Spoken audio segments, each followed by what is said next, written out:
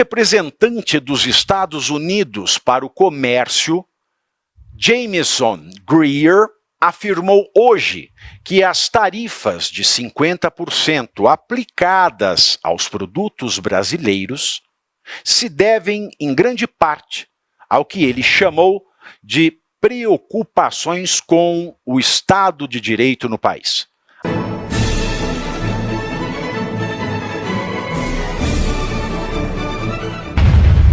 Cada vez pior. Enquanto a gente não começa, ela vai piorando. O representante dos Estados Unidos para o Comércio, Jamieson Greer, afirmou hoje que as tarifas de 50% aplicadas aos produtos brasileiros se devem, em grande parte, ao que ele chamou de preocupações com o Estado de Direito no país, além das decisões do Judiciário, que ele classifica como ações de censura e ataques aos direitos humanos, colocando a culpa desta tarifa sancionatória no Eduardo Bolsonaro? Não! No Paulo Figueiredo? Não! No Jair Bolsonaro?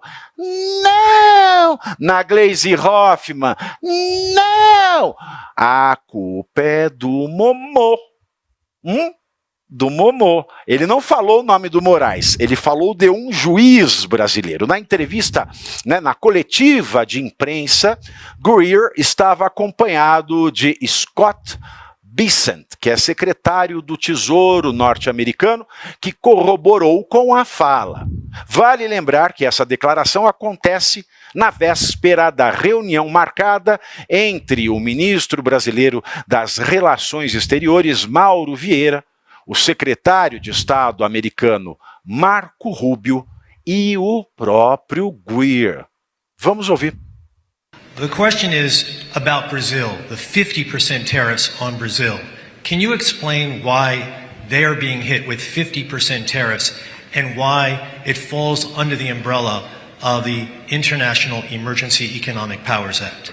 Certainly, happy to do that. Now, to be really specific about Brazil, there's actually two regimes at place right here. There's the reciprocal tariff rate of 10% on Brazil, which everyone in the world has, which we're trying to do to control the global trade deficit, which is a huge problem for us.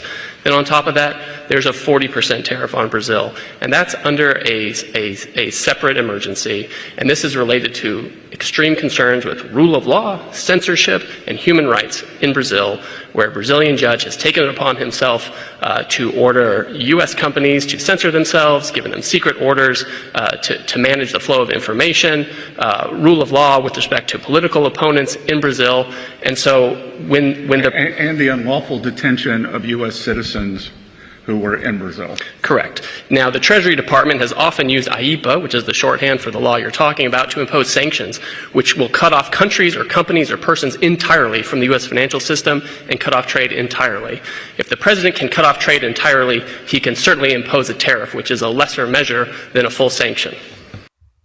Ademais, o advogado americano Martin DeLuca, que é representante da plataforma Rumble e da Trump Media Corporation, empresa de Donald Trump, presidente dos Estados Unidos, acusou o governo brasileiro de obstruir a notificação judicial de Alexandre de Moraes em um processo que tramita na Justiça Federal do Estado da Flórida, que busca responsabilizar o nosso querido ditador, o primeiro de seu nome, protetor da democracia, ele que é o cara, o caramba, o caraô, ele que é luz, ele que é raio, ele que é estrela, ele que é o luar, ele que é a manhã de sol, ele que é o iaiá, ele que é o ioiô, ele que é a mosca na sopa, ele que é o dente do tubarão, ele que é o sangue do olhar do vampiro, ele que é as juras de tradição, ele que é o filho reborn, que ainda não veio, ele que é o princípio, ele que é o fim, ele que é o meio, ele que é o alfa, ele que é o ômega, ele a quem nós devemos dar glória pelos séculos dos séculos, sob pena de tomarmos, bem no meio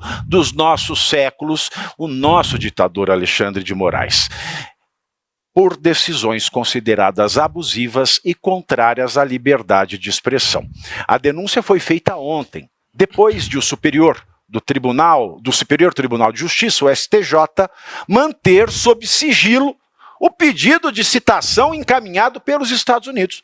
Em publicação no X, Martin De Luca disse que, aspas, as autoridades brasileiras estão bloqueando a citação judicial de Alexandre de Moraes, uma formalidade rotineira, o envio de documentos judiciais sob a Convenção de Haia está sendo tratada como um perigo mortal. Fecho aspas.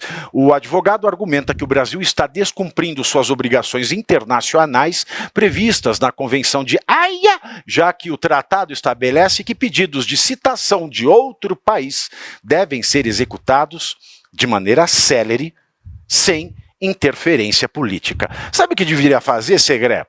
Eu acho que a justiça americana devia citar o Manganão por edital. Devia citar ele pelo X, devia citar ele por cartaz, por cartolina no poste, porque é assim que se cita cachorro.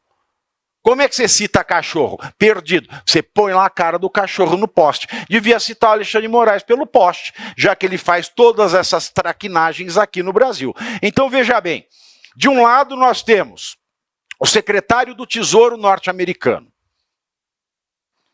e, ao lado dele, o sujeito que garante que a sanção tarifária aplicada ao Brasil, ou seja, de 40%, já que 10% é a tarifa para manter o equilíbrio da balança comercial norte-americana. É porque o Brasil, ele não tem segurança jurídica. O Brasil persegue, porque persegue sim, empresas norte-americanas, diferentemente de outras tantas brasileiras, e diferentemente de outras internacionais. Porque ele colocou no rabicó do X, do Elon Musk, porque não tem representante, não tem isso e aquilo aqui no Brasil. Mas o OnlyFans também não tem. E o OnlyFans não foi multado. Será que é porque o ministro gosta do OnlyFans? Não, é porque não tem Estado de Direito aqui. E o secretário do Tesouro confirmou. Sim, é por isso, e ainda por cima, cidadãos americanos são perseguidos por esse juiz, que ele não diz o nome, mas nós sabemos que é o nosso carequinha mais indecente. E por outro lado, ao mesmo tempo, o advogado da Rumble e da Trump Media Corporation diz que a citação no processo que eles movem contra o Moraes na Flórida, na Justiça Federal, localizada no estado da Flórida, foi feita, chegou ao Brasil, mas está sendo segurada. Um juiz do STJ, que é um tribunal recheadinho de escândalos. A Polícia Federal tem achado coisas do arco da velha ali. O ministro do STJ sentou em cima para obstruir a justiça e para não incomodar o nosso carequinha mais indecente. E aí, Segré, o Moraes, ele seria um bom candidato para substituir a Cristina Kirchner, não seria? Eu acho que ele é mais adequado do que esses pamonhas que entraram logo depois, não é? Você sabe que é curioso, e esse teu comentário é muito pertinente, porque na Argentina eu posso falar que a Cristina Fernandes é corrupta, sem problema nenhum. Claro, já teve trânsito em julgado, então dá para falar isso. Aqui não dá para falar porque muitos dos corruptos não têm trânsito em julgado. Então tem alguns que estão em coberturas depois de 425 anos de sentença, dando palpites para as redes sociais. E a gente não pode chamar ele de corrupto.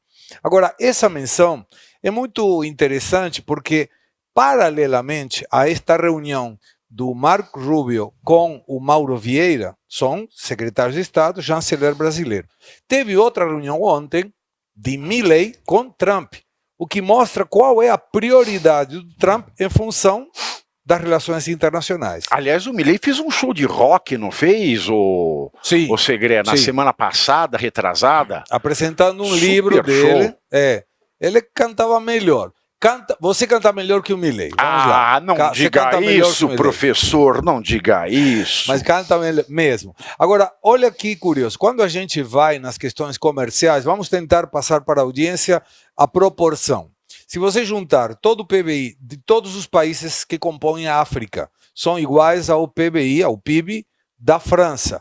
O PIB da França é equivalente à quantidade de exportações americanas. E dentro dessas exportações americanas, quanto representa o Brasil? 1%, 1,14%. Ou seja, não somos nada. A relação entre Brasil e Estados Unidos é muito equilibrada. A balança comercial são 40 bilhões de dólares indo para os Estados Unidos, 40,3 bilhões de exportações americanas para aqui. Ou seja, não é um problema comercial. Como muito bem foi indicado, o problema está na perseguição que a Justiça do Brasil, Alexandre de Moraes, faz contra plataformas, empresas e cidadãos americanos. Então não vai ser fácil, mesmo que prometa terras raras, que prometa melhoras na parte comercial, a negociação é política, não é comercial. E eu gostaria muito de saber como Mauro Vieira vai resolver essa parada. E você aí já está preparado para ter todos os argumentos para dizer que Marx não foi um cara legal, para dizer que o comunismo não é um lugar para diversidade, para desmontar essa grande fake news histórica da esquerda, que é repetida por nossos professores de história, de geografia, de sociologia, que é repetida nas universidades, que é repetida nos livros. Está preparado para dizer por que Marx não era um cara legal e por que todo marxista raiz também não é, e por que o comunismo é terrível?